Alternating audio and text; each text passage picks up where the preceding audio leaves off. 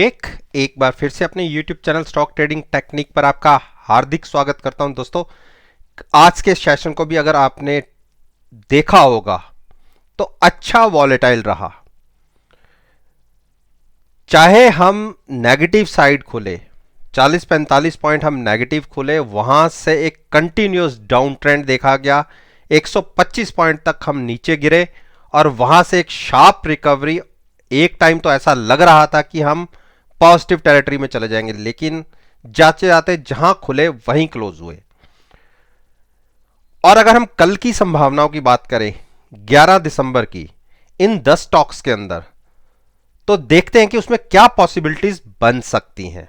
आज की परफॉर्मेंस को तो आप मेरे नीचे वाली वीडियो के साथ एनालाइज कर सकते हैं, उस वीडियो को देखिए, आज के सेशन को एनालाइज कीजिए और मुझे लिखकर बताइए कि आपको कैसे रिजल्ट्स देखने को मिले।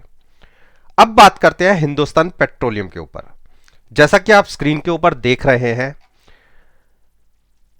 इस स्टॉक ने जो 20 दिन की मूविंग एवरेज थी 213 की, वहां तक गिरा, उसको स्ट्रॉन्ग सपोर्ट लिया और वहां से एक रिकवरी देखने को मिली और क्लोजिंग आई तकरीबन 217 के आसपास।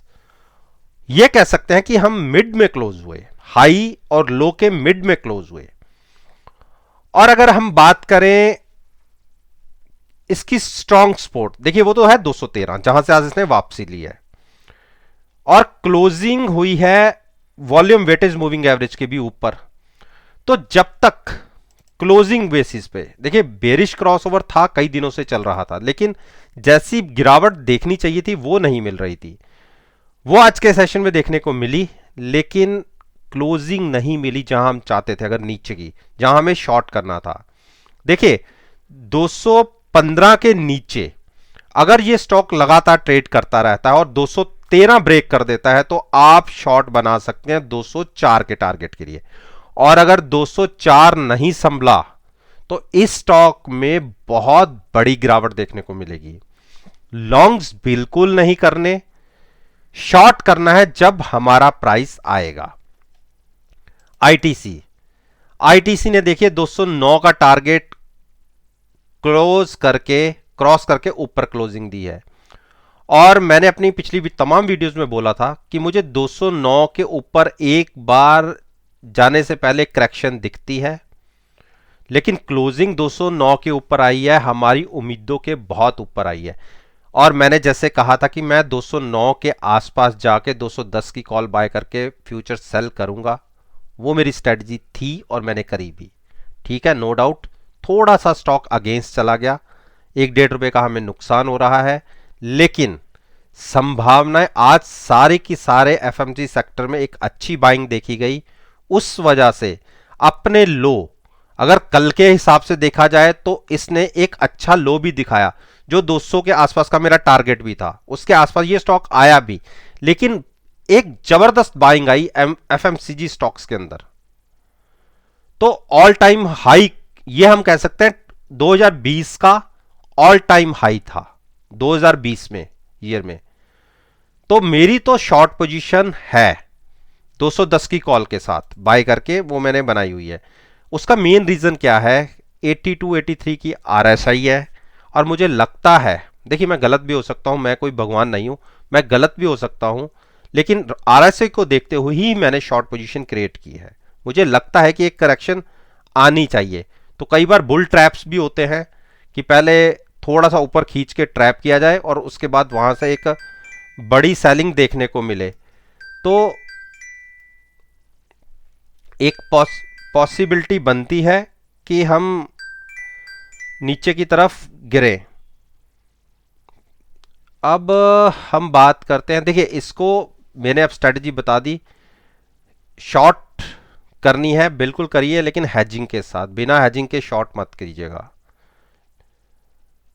और जो मैं इतनी ऊपर के प्राइसेस के ऊपर बाइंग की कम से कम बिना हैजिंग के एडवाइस भी नहीं करूंगा, लेकिन फ्रेश बाइंग भी मैं इसलिए अवॉइड करवा रहा हूं। देखिए ट्रेंड पॉजिटिव है, नो डाउट, और लगातार अपसाइड पर ही मूव कर रहा है, और एक बार भी पिछले महीने भर से आप देखिए 9 दिन की मूविंग एवरेज को छुआ तक नहीं है। लेकिन अब तो इसने गैप भी मूविंग एवरेज में बहुत बड़ा डाल दिया है, लेकिन फिर भी मैं इतने हाइज के ऊपर जाके, जबकि मार्केट के सेंटिमेंट्स वीक हो रहे हैं, मैं यहाँ पे बाइंग करने की एडवाइस नहीं दूंगा।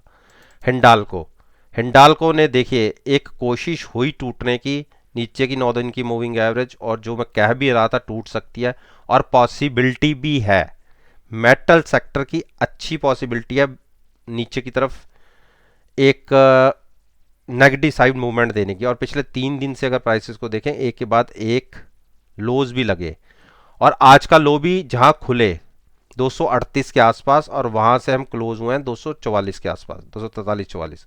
नो डाउट नेगेटिव मार्केट में भी हम ऊपर गए, लेकिन हम इसको नहीं भूल सकते। देखिए बेरिश क्रॉसओवर बनने की संभावनाएं बन रही हैं, इसीलिए मैं कह रहा हूं तो इसमें लॉन्ग ज़्यादा मत होइएगा। शॉर्ट अगर हमें क्लोजिंग मिल जाती 240 के नीचे की, 38 मिल जाती, 37 मिल जाती, तो हम 228 के लिए शॉर्ट कर सकते थे। देखिए यहां से जब से इसने 9 दिन की मूविंग एवरेज को क्रॉस किया था, एक बार भी इसको नहीं ब्रेक किया, और आज ओपन जरूर नीचे हुए, लेकिन वहां से बाइंग देखने को मिली। क्लोजिंग नीचे आती तो बिल्कुल शॉर्ट कर दीजिएगा, लॉन्ग्स को अवॉइड कीजिए। डॉक्टर रेड्डी ने फिर 5030 के ऊपर की क्लोजिंग दी है। नीचे 4 दिन से प्राइस नीचे जाता है, ऊपर जाता है, और अल्टीमेटली इसी के आसपास ही ट्रेड कर रहा है, तो इसको कंसोलिडेशन फेज भी कह सकते हैं 5030 के आसपास का।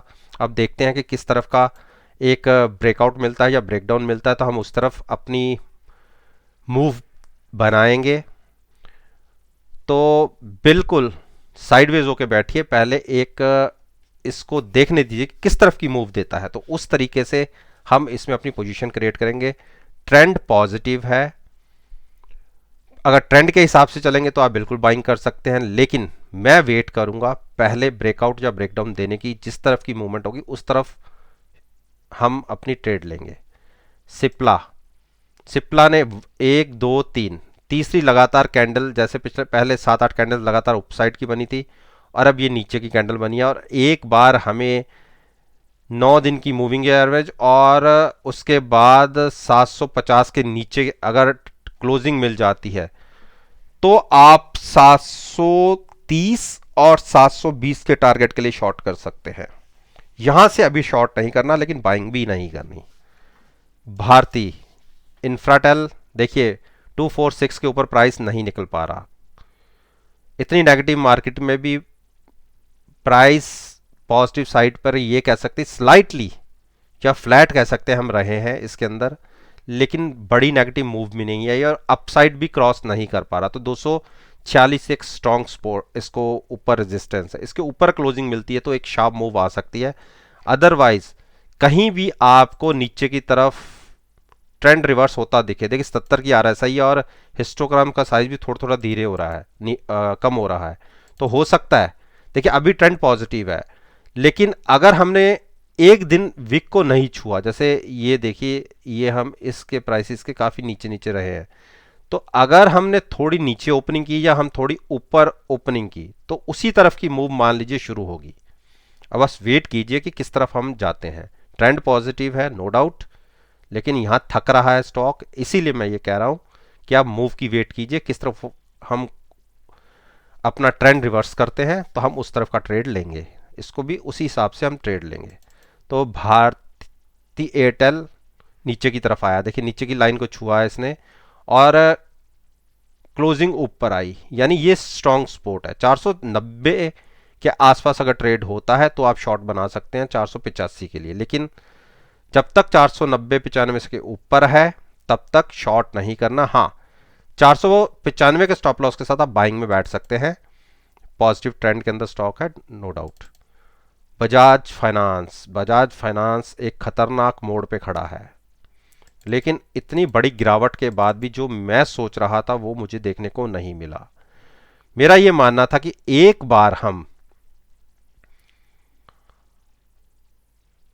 4790 के नीचे ट्रेड करने लगे, और अगर हमें नीचे की क्लोजिंग मिल जाती है, 4800 के नीचे की क्लोजिंग मिल जाती है, तो एक बड़ा मूव नीचे की तरफ मान के चलिए 4650 की तरफ का दिख सकता है।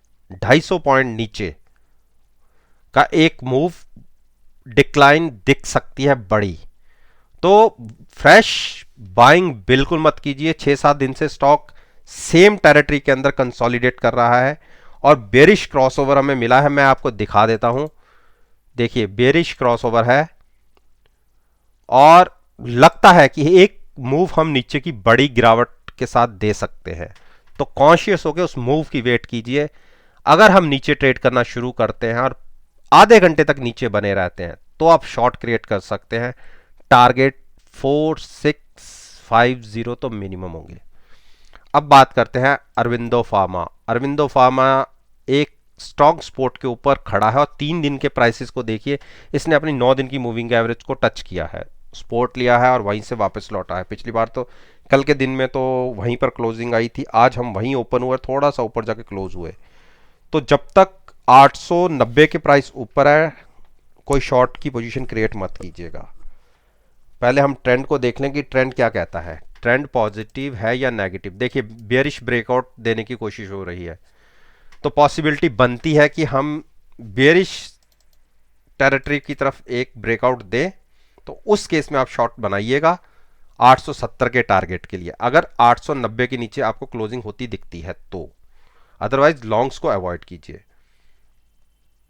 अंबुजा, अंबुजा ने देखिए मैंने क्या कहा था कि 249 तक टच कर सकता है, अगर 249 के नीचे की क्लोजिंग आई तो हम 224.25 तक गिर सकते हैं। देखिए 2 मूव के अंदर ही जब यहां से इसने ब्रेकडाउन दिया था तो मैंने कहा था 249 तक हम गिर सकते हैं और गिरे। आज तो हम नीचे 246 तक भी चले गए और लेकिन क्लोजिंग 249 के ऊपर आई है। ये एक स्टॉक के लिए अच्छी बात है।